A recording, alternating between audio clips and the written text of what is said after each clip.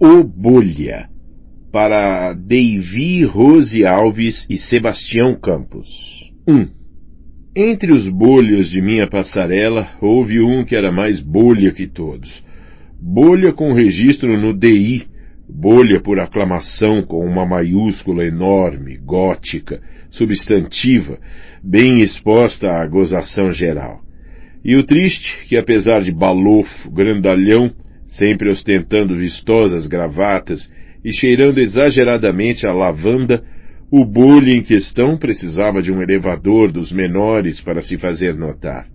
Nos salões amplos, como certas boates, hall de hotéis, salas de espera de cinema, ele, o bolha, encolhia o queixo a ponto de esbarrá-lo no chão. Vivia esmagado ou puxado pela atração das paredes, cantos e ângulos. Raramente erguia a cabeça, preferindo-a pensa sobre o pescoço, à procura de hipotéticos objetos perdidos. Ei, Euclides, vamos à casa das Castro. Vai haver uma baderna lá e a mais moça foi com sua cara. Era mentirinha, evidentemente. O bolha, embora não evitasse as reuniões que o grupo promovia, sabia que o elemento feminino não costumava focalizá-lo. Pior, achava haver na indiferença dela algo planejado, um acordo firmado secretamente para complexá-lo ainda mais. Os homens temiam alguma complicidade nisso? Euclides, de boa fé, supunha que não, já que menos associativos e, digamos, subornáveis. Afinal, era sempre o bolha o escalado para levar o uísque. Hoje estou fora. Mas as irmãs estão acesas, bicho. Com só 2 litros de veneno a gente faz a festa. Sorry, hoje não posso ir. Era a primeira mancada de Euclides em toda a sua história de fornecedor de bebidas. Corte essa. Não vá nos dizer que está numa jogada. Diga logo qual é a mumunha, gordo. Eu tenho compromisso, justificou-se formal. O riso foi discreto, embora não se acreditava que o bolha tivesse um compromisso noturno. Se não acompanhasse os rapazes, pagando o uísque com o ingresso, sobraria feio pelas ruas, marombando pelas esquinas até que o desânimo o levasse a um cinema. De todos, francamente, era o que mais necessitava do grupo. Não invente histórias, gordo. Você não é de paquerar sozinho. Vamos farrear com as Castro. Não há melhor programa. Euclides afastou-se, negando informações. Que falta de observação. Um simples amor aos detalhes revelaria que o gordo estava diferente aquela noite. Mais lavada, a gravata de cor mais agressiva, os sapatos mais lustrosos. Tudo nele recebera um polimento especial, um brilho sabatino de grande efeito no subúrbio. O grupo papeara furado, vendo, sem uísque, Euclides se dirigir a seu Citroën envolto em mistério. Mas expliquemos. Tudo aquilo, desde um prendedor novo de gravata que não havia sido notado, tivera início recente, na sexta, quando Tula, uma oxigenada muito alta, portadora de óculos ornamentais com falsas lentes violetas, abordou Euclides à porta do seu banco, chamando-o pelo nome. Pena que o banco já fechou. Queria falar com o senhor. Vai para lá? Se for, é meu caminho. As 2 lentes violetas voltaram-se para o bancário. 2 enormes rodas, grossas, exageradas, que ocultavam os olhos da dona, mas lhe davam estranha e firme personalidade. Certamente não era aquela a primeira moça que o bolha vira usar um tal ornamento, em voga nos bairros elegantes. Porém, as outras apenas acompanhavam a moda, esnobavam, enquanto Tula parecia ter nascido com aqueles óculos. Como sabe meu nome? Estive no banco e me disseram que apenas o subgerente, o gerente está de férias, não? Poderia me dar informações que eu preciso. As 2 atendentes não sabem nada. Acho que são novatas. Eu estava lá? Estava, mas tão ocupado que não me encorajei. A que horas posso voltar amanhã? Euclides teve aí uma ideia rara num bolha. Estava aprendendo com o grupo. Onde a senhorita mora? Perto de uma das marginais. Eu tenho meu carro aí. Se não se opõe, posso levá-la para casa e conversaremos no caminho. Euclides arranhou a marcha ré para retirar o carro do estacionamento. A companhia da moça atrapalhava-o. Assim que ganhou rua, disse, como se pedisse desculpas, que aquele era um dos últimos Citroëns que ainda circulavam na cidade. Podia comprar um Fusca, mas temia não se acostumar com outra marca. Mas ainda está bom, não é? Nas minhas mãos ele anda, mas outra pessoa não seria capaz de colocá-lo em movimento. Eu já fiz a experiência. A moça não se apressou em entrar no assunto, sorrindo. Era curiosa a impressão. Os olhos imóveis na vitrina violeta e os lábios movendo-se sadiamente, independentes. No mesmo lance lateral, Euclides examinou-lhe os cabelos, bem postos, armados, fixos como os óculos, provavelmente uma peruca. Como ela seria sem os óculos e sem a peruca? Restaria algo daquele impacto?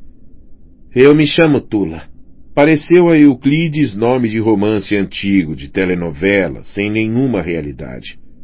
Tula, repetiu ele como se o apreciasse. A moça moveu-se no banco e fixou suas lentes redondas no motorista como uma coruja estilizada. Aquele anúncio. Quem deu pervitim para a coruja? Depois prosseguiu sem olhar para a frente nem para o lado direito, com os braços cruzados ao peito, tendo escolhido definitivamente sua posição para o resto do trajeto. Coruja. A comparação lhe pareceu correta, caía-lhe, como se diz, como uma luva. Coruja. Não havia nada melhor. A senhora está interessada em quê? Vejamos se posso ser útil. Eu tenho algum dinheiro, economias de muitos anos, e queria empregar. Eu não entendi nada.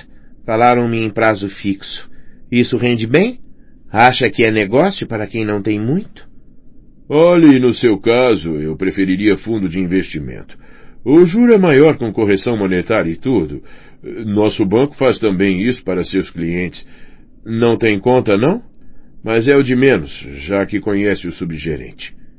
Por favor, me esclareça. Esse assunto para mim é mistério. Eu vou orientá-la. É meu ofício. De dinheiro posso dizer que entendo, embora tenha bem pouco. Eu lido com dinheiro alheio. Meu mesmo, só as migalhas de fim de mês. A coruja, ainda com os braços cruzados, encaixada no banco, como se tivesse um parafuso no traseiro, nem nas curvas mais fechadas perdia o equilíbrio. Talvez estivesse lançando ao Euclides um olhar piedoso. Acha que o dinheiro é tudo? Eu não acho, mas os outros sim. É o que valoriza as pessoas. Com o dinheiro qualquer um é respeitado. Não importa a forma que foi obtido. Por ele que se luta, não é?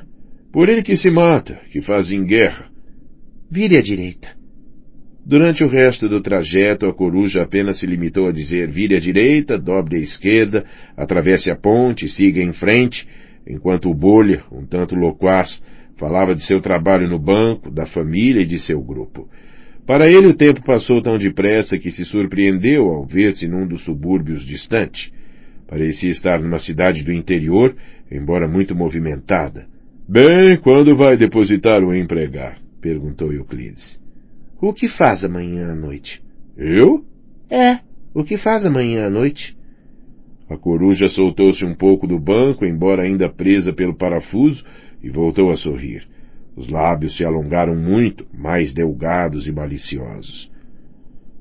Isso é muito bom, exclamou Euclides. Muito bom mesmo. E riu, achando graça, e talvez para represar sua ação e palavras. Somente um bolha, ele reconhecia, demonstraria ante esse convite uma alegria tão infantil. Onde posso encontrar você, Tula? Aqui mesmo, às 10. Despediu-se a coruja, beijando-lhe o rosto breve e levemente. Euclides mais sentiu o contato frio dos óculos do que o beijo de matéria plástica. Imóvel por fora e borbulhante por dentro, viu a coruja abrir a porta do carro e sair.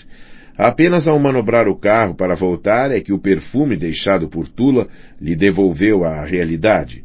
Ávido de sensações nasais, o bolha conseguiu sugar a moça, fazendo-a regressar via aérea ao Citroën para um exame mais frio e minucioso. Viajou com ele de volta, mas exposta à sua observação. Numa curva mais fechada, enfim, a coruja deu o sumiço. Então acelerou o carro como se quisesse acelerar o tempo. 2.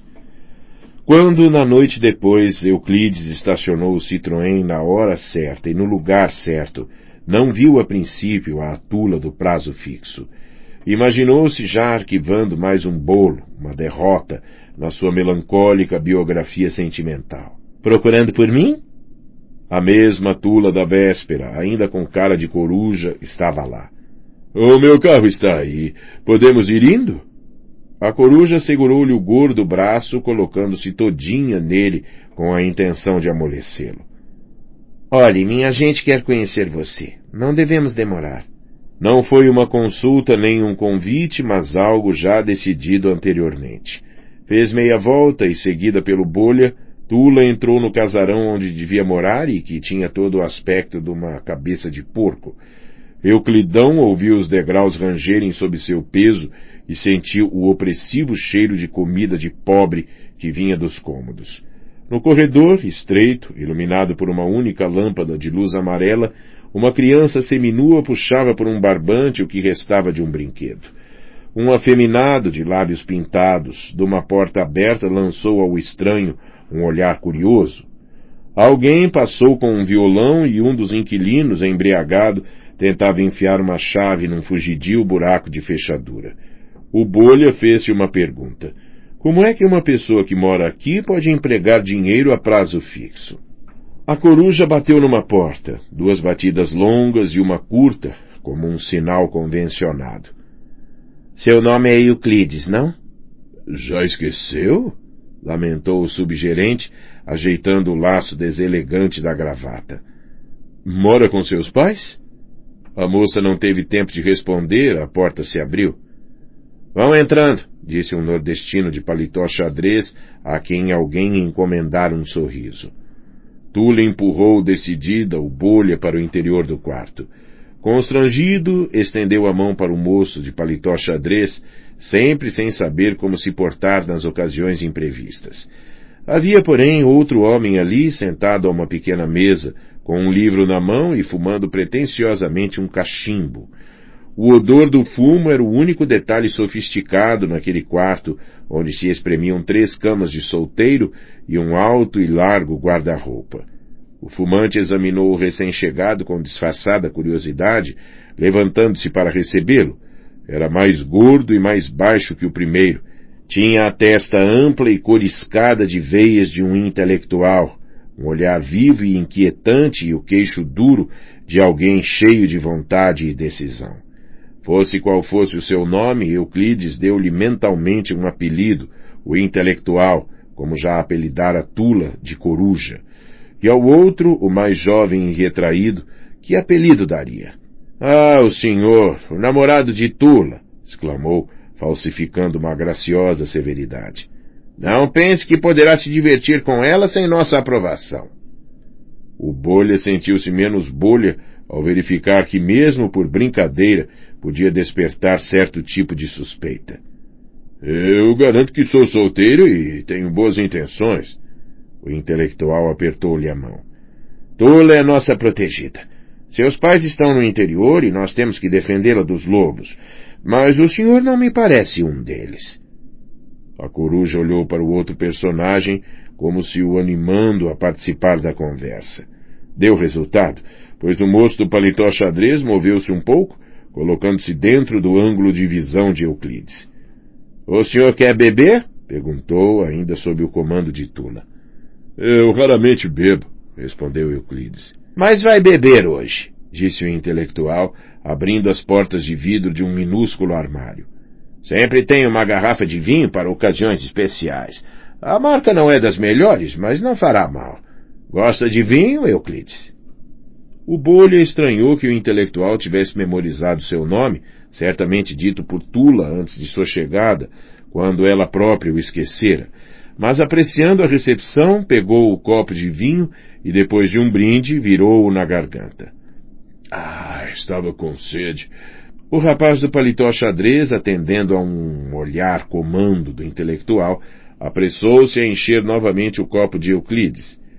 Nesse justo instante, o subgerente encontrou o rótulo que procurava para esse personagem. O teleguiado. Não podia haver outro melhor, já que se mostrava uma pessoa sem iniciativas próprias, dependente da vontade ou experiência alheias. Assim acabo me embriagando, receou Euclides. Amanhã é domingo, não terá que lecionar. O Bolha sorriu, corrigindo imediatamente. Eu não sou professor. Disse a ele que sou professor, Tula? O intelectual também riu. Acho que não disse. É que tem todo jeito de professor. Euclides explicou-se. Eu sou bancário. Eu não sabia. Meus pêsames. Não deve ganhar o suficiente para casar com nossa Tula. Pague o vinho e retire-se. Euclides ignorava se o intelectual estava constantemente gracejando ou se desejava forçar mesmo o namoro. A coruja era evidentemente a mascote do grupo, mas olhando para as 3 camas, ocorreu-lhe se ela morava lá, com 2 homens no mesmo quarto. Não lhe pareceu tão assexuada que pudesse privar assim intimamente com aqueles marmanjos. Seu Euclides já deve estar farto daqui, disse a coruja, fitando-o através de seus para-brisas violetas. Está muito calor. Mas nem conversamos, protestou o intelectual. Deixa para mais tarde, querido. O intelectual, que se sentara, levantou-se. O Euclides fez o mesmo, desejoso de estar a sós com a pequena, perder-se com ela na grande noite, beijá-la e dizer frases de amor. Viu pela janela aberta um pequeno trecho de céu e aquilo era um convite. Vão viajar? Perguntou o Bolha. O intelectual e o teleguiado surpreenderam-se demais com a pergunta. Tula lhe disse? As malas, disse Euclides apontando para o chão 2 enormes malas abertas. Ah, sim, concordou o líder do grupo. Vamos fazer uma pequena viagem. Mas Veva, isto é, Tula ficará. O Bolha estendeu a mão para o intelectual. Eu tive imenso prazer em conhecê-lo. Você é um camaradão, professor. Onde é que vão namorar? Podemos nos encontrar mais tarde. Onde não sei, respondeu Euclides. Vamos à cantina, decidiu Tula. A mesma de ontem. E acrescentou. Não se demorem, por favor. Euclides não gostou nada da intervenção de Tula. Preferia não encontrar mais seus amigos naquela noite. E depois, por que o pedido não se demorem, por favor? Será que não sabia viver sem eles, mesmo tendo um namorado? Ao chegarem à rua, tentou atrapalhar os planos do grupo. Vamos antes dar um belo passeio? Quero ir diretamente à cantina. Está com tanta fome assim? No carro, a coruja aparafusou-se novamente no banco, ajeitou os óculos e foi indicando o caminho para o motorista sem nenhuma palavra ou gesto de afeto. Eu gostei dos caras, disse Euclides. Principalmente do mais velho. Parece que o conheço. Tula assustou-se. Conhece? De onde? Disse que parece. Não lembro de onde. Há muitas pessoas com a cara dele. Vire à esquerda. O Bolha, na primeira reta, fez a pergunta que o torturava. Mora com eles? Como assim? Pergunta se moram no mesmo quarto? Podia ser uma emergência. Eu vi 3 camas. A coruja desaparafusou-se um pouco e olhou para ele. Eu moro no outro quarto, no fundo do corredor. Bem, isso tornava a coisa menos esquisita. Mas então estava faltando um no grupo, pois as 3 camas estavam parcialmente desfeitas. 3 homens e uma mulher e nenhum se apaixonava por ela? Por que não mora num lugar melhor? Quero economizar. Ah, sim. Agora vire à direita e cuidado com os buracos. Outro dia o carro de Gerson atolou num deles. Foi uma luta para tirá-lo de lá. Gerson? É o mais velho? Sim, é o mais velho. Agora vai encostando. Aquela é a cantina. Euclides obedeceu, mas ao brecar o Citroën, fez menção de segurar a mão de Tula para dar início real ao namoro. A coruja recuou a mão e precipitou-se em sair do carro, deixando uma onda de perfume em seu lugar. 3. A cantina estava repleta de seus frequentadores sabatinos, famílias inteiras, com suas crianças ruidosas, à procura aflita de lugares. Euclides imaginou logo que teriam de esperar que uma mesa vagasse, mas a coruja, revelando conhecer bem o estabelecimento, foi zigue-zagueando entre fregueses e cadeiras até conduzi-lo a uma pequena sala dos fundos, distante da confusão e do barulho. Devia ser o cantinho predileto de seu grupo, onde se podia conversar quase tranquilamente. Instalaram-se numa mesa para 4 lugares junto a uma janela. O Bolha, feliz por existir aquele refúgio em meio ao alarido, fez nova e tímida tentativa para segurar a mão de Tula. Chame o garçom, ela pediu meio aflita. Eu quero beber. Ia bem um refresco. Está muito quente. Não era o que Tula queria ou precisava. Conhaque, por favor. Dose dupla. Gosta tanto assim de conhaque?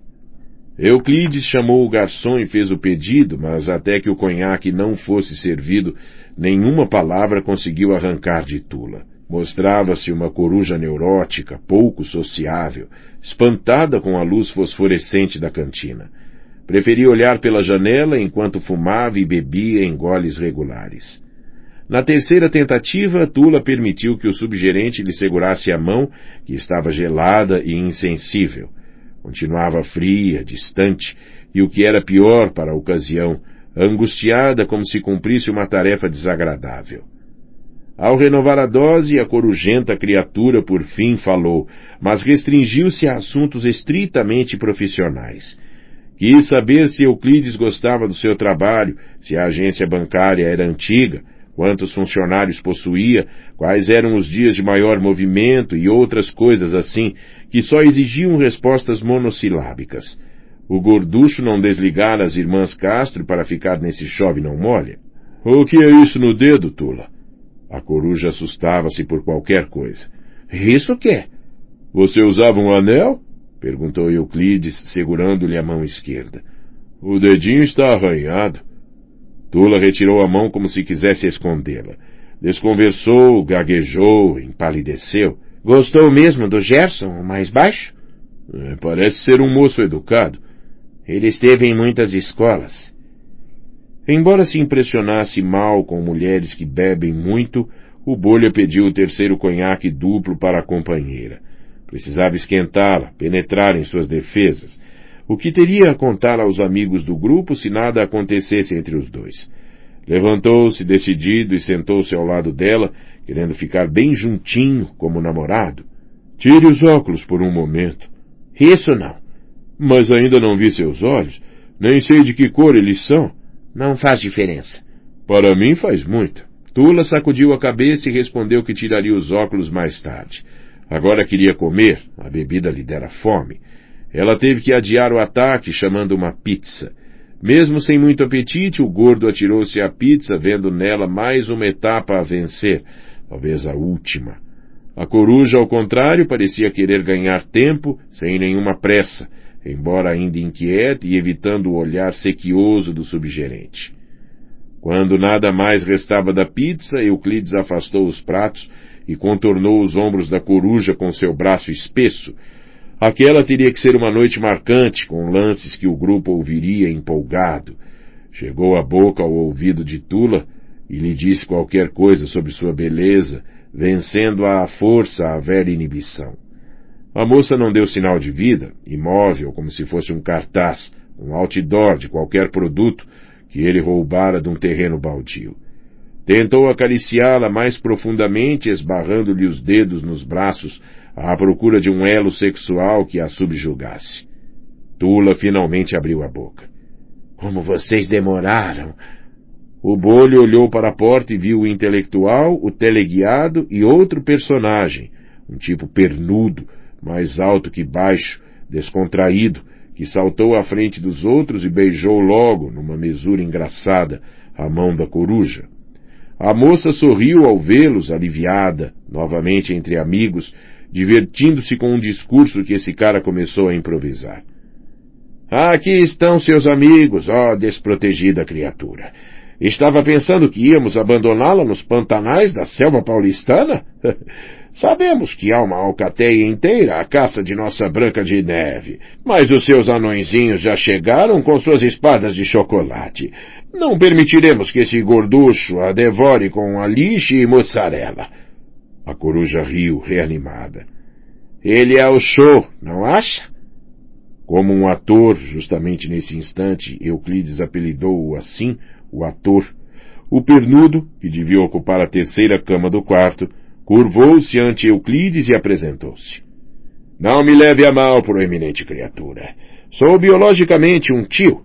Um tio de todas as moças que carecem de proteção e conselho. O senhor já ensinou à minha sobrinha a melhor forma de empregar o pouco dinheiro que ganhou na esportiva? Se não fez, faça depressa, porque não é nada seguro andar com milhõezinhos na bolsa numa cidade como esta. Euclides ainda estava surpreso com a invasão. Ainda não falamos nisso. Mas falem então. A moça de óculos precisa ter seu futuro garantido? Ora, tio, ele quer se distrair, disse Tula. De fato, estávamos de saída, acrescentou Euclides. Mas não estão mais. Nós três vamos jantar e esperamos que o casal de pombinhos nos faça companhia. 4. O ator foi quem mais falou durante o jantar, gesticulando a cada palavra e preocupado em divertir a todos. Tula, principalmente, ria de tudo que ele dizia, como se o homem fosse um bálsamo para ela, a mais sadia diversão. Pense bem em nossa responsabilidade, dizia o ator. A jovenzinha leva a sua bolada até o banheiro. Inclusive já sofreu tentativas de assalto e 1000 pedidos de casamento. O senhor, que manja dessas coisas, livre-nos desse peso. O melhor seria empregar em fundo de investimento. O senhor está falando com gente que nada entende disso. Fundo de investimento. Está falando em ações? Isso dá uma renda mensal? Seguramente, mas não lembro de quanto por cento. Mas não é problema. O meu banco pode encarregar-se disso. Que tal é o seu banco, amigo? É muito forte. Mas não está entre os maiores, não é assim? Tula me mostrou sua agência. Como ela se aguenta com tão pouca clientela? Euclides, que se orgulhava de ter em poucos anos multiplicado o número de correntistas, esclareceu. O senhor está enganado. Nosso movimento é quase igual ao da matriz. Temos 45 mil, o que é um número mais que razoável para um bairro. A média dos depósitos diários é de 150 mil. Gente simples, que mais deposita que retira. Apenas o ator parecia interessado na prosa do Bolha, enquanto os outros demonstravam não prestar a menor atenção. Tula levantou-se e foi ao toalete, perdendo a oportunidade de ver o Euclides conversar sobre o único assunto que dominava. Não é perigoso trabalhar em banco hoje em dia? Perguntou casualmente o intelectual. Por quê? Ele se refere aos assaltos, disse o ator. Mas certamente você tem lá um bom sistema de alarme. Basta surgir um cara suspeito e alguém pisa num botão. Não é assim? O Bolha, ainda dentro de seu assunto, sorriu. Tínhamos um sistema muito bom há alguns anos, mas ele já não funciona mais, nem é necessário. Não é mais necessário? Estranhou o intelectual. Eu explico, disse o Bolha. É que há alguns anos aquela era uma rua tranquila, residencial. Seria fácil a uma quadrilha encostar um carro na porta da agência e assaltar. Mas agora, me digam, como seria possível a qualquer veículo fugir daquele trânsito infernal? Os automóveis não desenvolvem mais que 10 km por hora. Ótimo, exclamou o ator. O departamento de trânsito vai proteger o dinheirinho de nossa Tula. A moça vinha voltando do toalete. Vamos jogar baralho lá em casa, sugeriu o intelectual. Euclides lançou-lhe um olhar malicioso. Não saí de casa num sábado destes para jogar baralho. O ator entendeu as intenções do subgerente.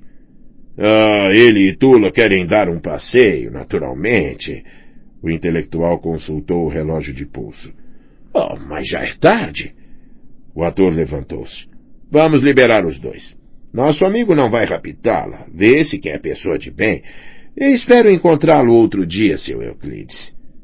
Euclides olhou o ator com simpatia e, segurando o braço de Tula com a esquerda, foi apertando a mão dos três. Graças a Deus ia estar a sós com ela e ter enfim a sua noite. Tula estava um tanto constrangida, mas o ator foi empurrando a ambos suavemente até a porta. Divirtam-se. A noite ainda é uma criança. 5. Euclides pôs o Citroën em movimento já mais decidido, já menos Bolha. A moça parecia notar a súbita transformação e estava receosa.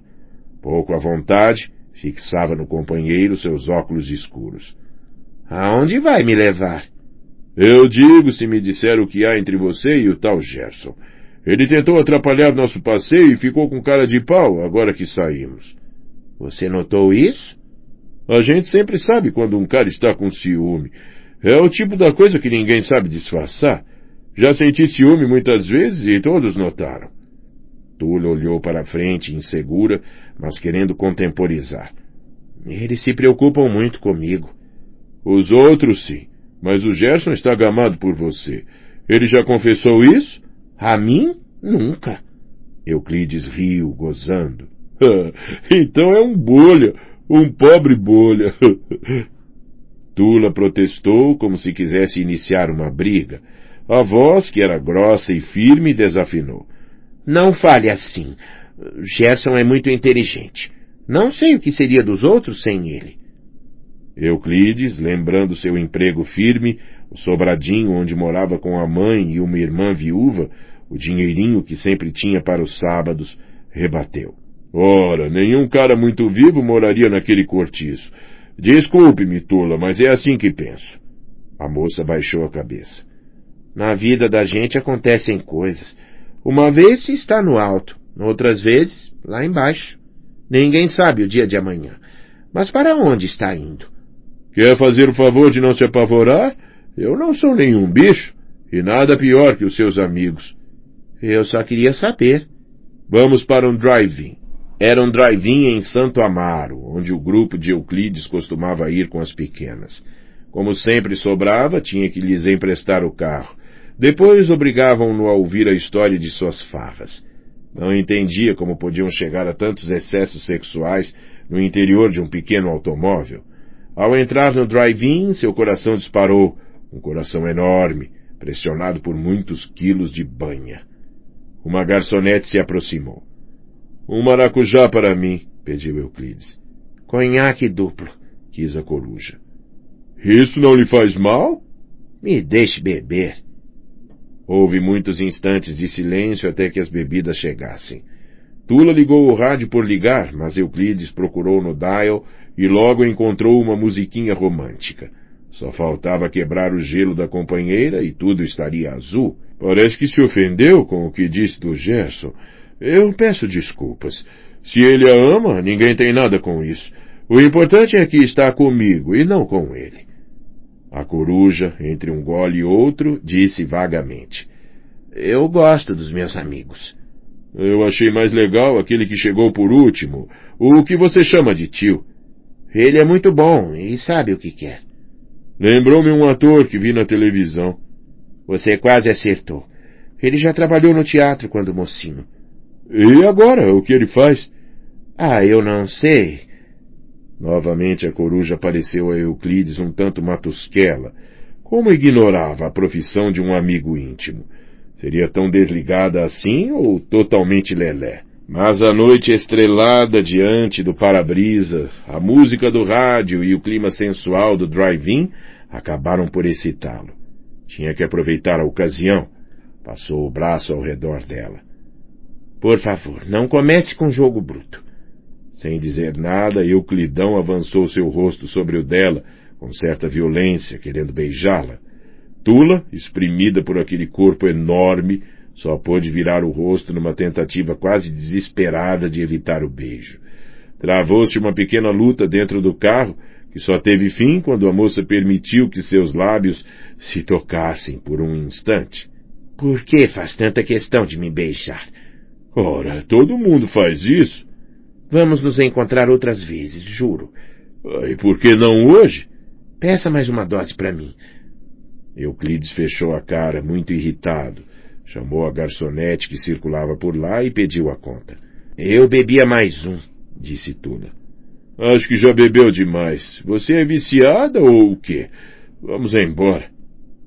Pisando firme no acelerador, Euclides fez o carro afastar-se depressa do drive-in. Já dera a noite como perdida. Afinal, por que ela resistia assim, como se ele fosse um depravado sexual? Seria ela uma filha de Maria ou uma lésbica? Foi dirigindo sem dizer nem ouvir uma palavra.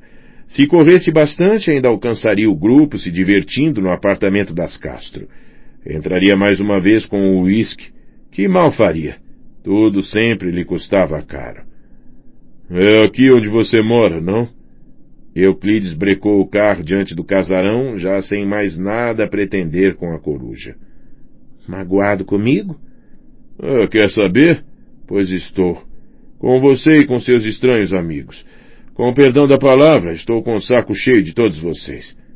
O que eles têm de estranhos? São tiranos com você, te dominam. Parece um boneco nas mãos deles. Você nem parece uma mulher. Só fica parada, bebendo como uma doida. Afinal, por que quis sair comigo? Para provar ao seu grupo que pode arranjar um namorado? Só por isso me obrigou a vir de tão longe? Bem, agora já provou. E me deixe cair fora para aproveitar o que resta da noite. Tula não se moveu, olhando para ele com aqueles óculos que pareciam ainda maiores. Mas não estava tão impassível, respirando com alguma ofegância, entreabrindo os lábios, surpresa e mesmo intimidada com a reação do subgerente. Num relance olhou para a porta como se fosse sair, mas permaneceu ali, parafusada no seu banco. Acho que lhe disse tudo o que tinha a dizer, disse Euclides. Não quero prendê-la mais. Pode ir, vá com seus amigos. Enterre-se nesse casarão infecto.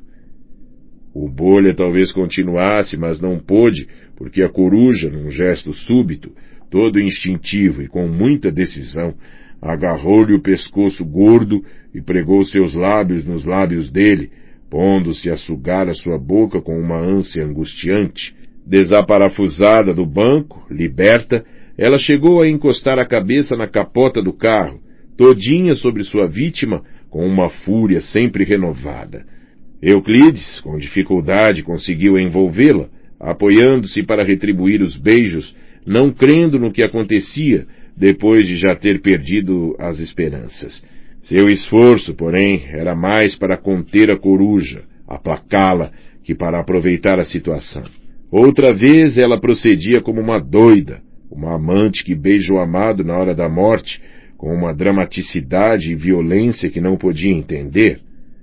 Aquilo parecia não ter mais fim, mas teve e instantâneo, quando alguém bateu com o nó dos dedos no vidro do Citroën.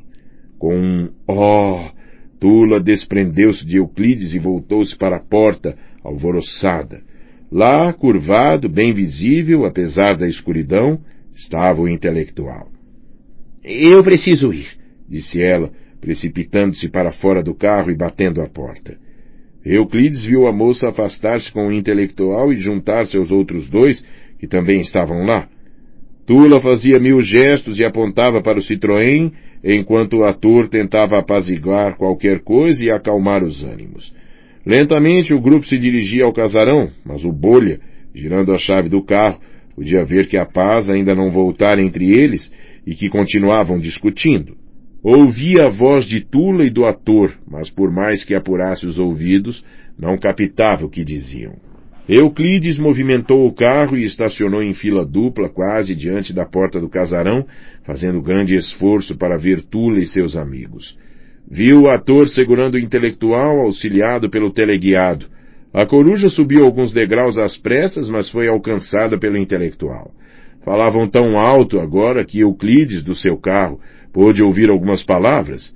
Em seguida, ele a esbofeteou e empurrou-a pelo corredor, tarde demais para os outros dois o impedirem. Atônito com o que viu, Euclides partiu para seu bairro sentindo-se culpado. Se não tivesse insistido, provocado tanto, Tula não teria levado aqueles bofetões. Acertara ao desconfiar do ciúme do tal Gerson. Ele devia estar de gama preta, todo vidrado. Ela, porém, só o queria como amigo, nada mais que isso. Acho que ela me ama, pensou. Nenhuma mulher beija assim sem estar apaixonada. Agora queria vê-la outra vez, quase com a certeza de que ela apareceria no banco na segunda. Euclides estava tão excitado que não pôde ir direto para casa. Parou num boteco da Vila Buarque e pediu um uísque. Precisava de álcool, embora não costumasse beber.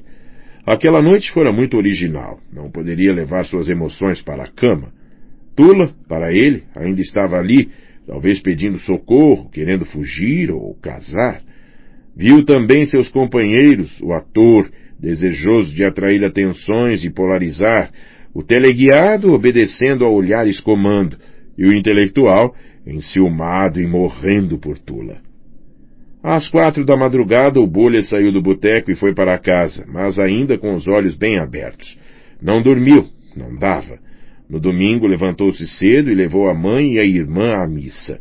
À volta da igreja, despediu-se das duas na esquina e foi à procura dos amigos que deviam estar no bar e bilhares Jordão. Teve sorte, lá realmente estavam alguns deles. Todos notaram que havia no gordo aquela manhã algo diferente. Aproximaram-se curiosos. Vamos lá para a esquina, pessoal. Eu quero contar o que me aconteceu ontem. O grupo olhou para o Euclides, acreditou e o seguiu. 6. Na segunda-feira, Euclides trabalhou apático o tempo todo. Amanhã arrastou-se, monótono. Se Tula aparecesse, certamente seria à tarde. Em todo caso, logo cedo, avisou os atendentes que ele esperava uma cliente que faria um bom depósito. Ao meio-dia, almoçou por lá mesmo com receio de que o apaixonado impedisse a visita da moça. Se ela não viesse, deveria procurá-la no casarão? Como o intelectual, o Gerson, iria tratá-lo? Almoçou com um colega do banco, pai de 5 filhos. A certa altura em que se falava em casamento, o Bolha solteirão disse em tom de confissão. Sabe, talvez me case. Bom, isso, disse o colega. Faremos uma lista para ajudar a lua de mel. Deixe por minha conta. A tarde prosseguiu na mesma lassidão, entre a espera e o desânimo. Euclides tomou muitos cafés e aceitou 2 cigarros, ele que não fumava. A todo momento ia ao banheiro para que o tempo passasse. Olhava o grande relógio da agência e fingia interessar-se pelo trabalho. Às 13h30 o gerente saiu e ele assumiu o comando. Às 4, quando atendia ao telefone, ouviu uma das funcionárias dizer: Acho que houve algum desastre. Não está passando nenhum carro.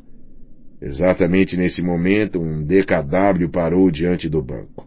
Tula entrou com uma pasta. O subgerente dobrou-se no balcão para atendê-lo. Veio depositar? A mão de Tula puxando o zíper da pasta. A primeira estranheza, no dedo ontem arranhado, havia um anel, precisamente uma aliança, grossa, de ouro barato, de casamento sacrificado de pobre, com muito amor e solidez. Vim. Eu te amo, pensou dizer o Bolha, quando o zíper correu, mas estava confuso e ficou ainda mais, com uma cara aparvalhada e branca, ao ver a pasta vazia e o revólver na mão da coruja. Parece que ela disse fique quieto ou não se mexa, e ele de fato ficou, porque a mão de Tula estava muito firme. No mesmo instante, Euclides ouvia atrás de si alguém dizer: Não me matem, por favor! Somente aí, como declararia mais tarde, desviou o olhar de Tula e viu o intelectual de revólver em punho, comandando o teleguiado, que usando luvas de couro preto se dirigia ao caixa com uma sacola. — O que é isso? — perguntou Euclides a Tula. — O que estão fazendo? Os poucos clientes que se achavam no banco ficaram em seus lugares e ainda se ouvia a máquina de escrever de um dos datilógrafos que nem perceberam o que acontecia. O caixa chegou a balbuciar alguma coisa, mas logo preferiu acompanhar o teleguiado para abrir o cofre. Euclides quase não via nada, apenas o revólver de Tula e seus óculos violeta. Um telefone tocava, mas ninguém atendia. A máquina de escrever finalmente parou de bater. Ouvia a voz de Gerson que dizia: Vamos depressa, bem depressa! Mas nem seria preciso tanta pressa com um assalto tão planejado. Lembrou-se que faltava um deles. Onde estaria o ator? Logo obteve a resposta ao olhar pela vidraça do banco. Vestido de guarda civil e agitando um bastão, o ator, representando, desviava o trânsito. Tudo perfeito. Tula afastou-se um pouco e com o intelectual deram cobertura para o teleguiado deixar o banco com a sacola. Euclides pôde vê-lo entrar no DKW, logo seguido pela coruja. O ator foi o terceiro a entrar no carro, aproveitando o sinal vermelho do semáforo. No interior do banco, segurando o revólver, apenas Gerson continuava. Ouviu-se o motor de arranque do DKW. O intelectual deu alguns passos na direção de Euclides. Os dois se olharam e por um instante ele teve a impressão de que o assaltante ia atirar. Chegou a contrair o abdômen, mas o outro virou a arma na mão e ergueu a coronha no ar. O subgerente ouviu os gritos de seus companheiros e depois sentiu o impacto na cabeça. O sangue escorreu rápido pelo crânio e pelo rosto e ele não viu mais nada.